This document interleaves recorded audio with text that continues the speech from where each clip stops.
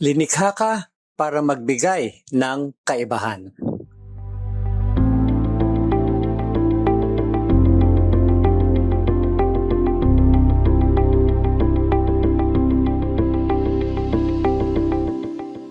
Kamusta po kayo? Pastor Arnold po. Hindi ka pwedeng makisabay sa takbo ng mundo at sabay na mamuhay ayon sa plano ng Diyos para sa buhay mo. Sinabi sa Genesis chapter 6 verse 9, Noah had God's approval and was a man of integrity among the people of his time. He walked with God. Genesis 6 verse 9 mula po sa God's Word Translation. Nakagawa ng kaibahan si Noah dahil pinili niyang sumunod sa Diyos. Hindi sa kultura sa paligid niya. Hindi niya hinayaang ilayo siya ng mundo sa layunin ng Diyos para sa kanyang buhay. Maraming tao ngayon ang nabubuhay para sa kasiyahan, kaginhawahan at libangan. Hindi ka pwedeng mabuhay para sa mga bagay na yon at para rin sa Diyos ng sabay.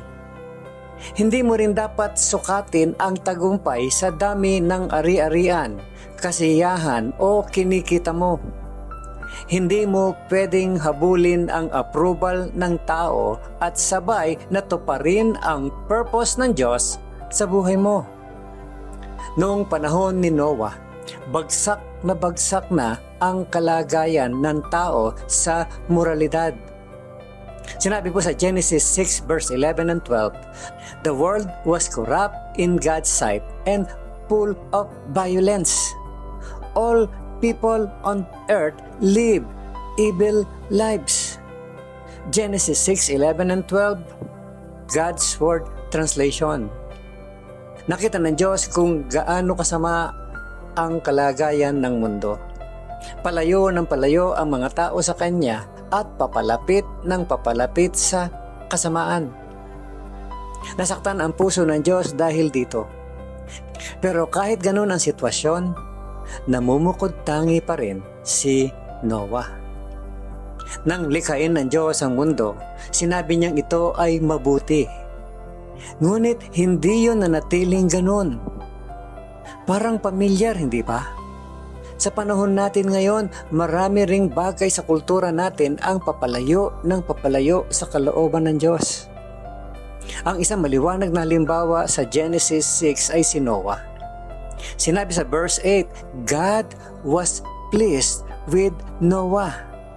Kinalugdan ng Diyos si Noah. Ibig sabihin, iba siya sa karamihan. Habang ang lahat ay papunta sa maling direksyon, si Noah naman ay papalapit sa Diyos at sa katuwiran. Pinili niyang mamuhay ng iba. Hindi mahalagang mapunta ka sa panig ng trending o ng karamihan. Ang mahalaga ay nasa panig ka ng tama. Kung gusto mong magamit ng Diyos ng lubusan at matupad ang layunin niya sa buhay mo, huwag kang matakot na maging iba. Gusto mo bang magbigay ng kaibahan sa mundong ito? Gusto mo bang magkaroon ng positibong influence sa iyong pamilya, sa community, sa paaralan o sa trabaho mo?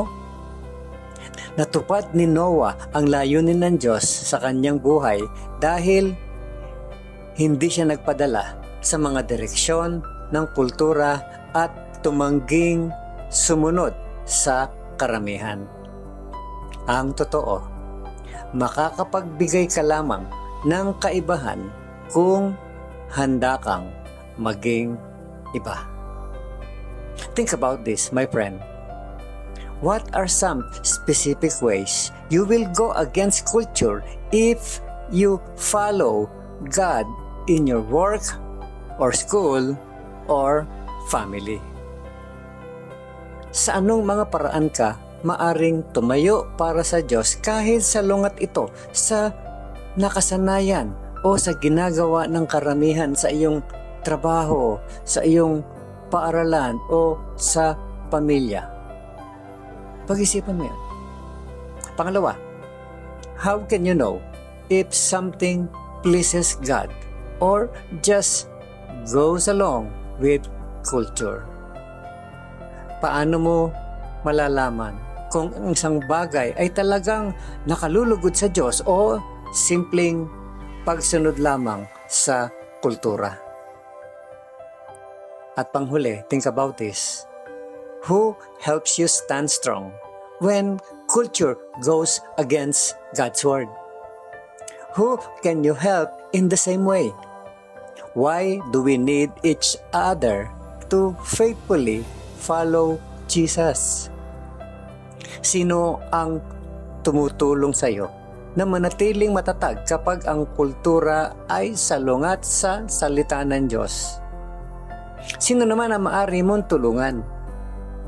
Bakit mahalagang magtulungan tayo upang manatiling tapat sa pagsunod kay Jesus? Muli po, ito si Pastor Arnold Adriano.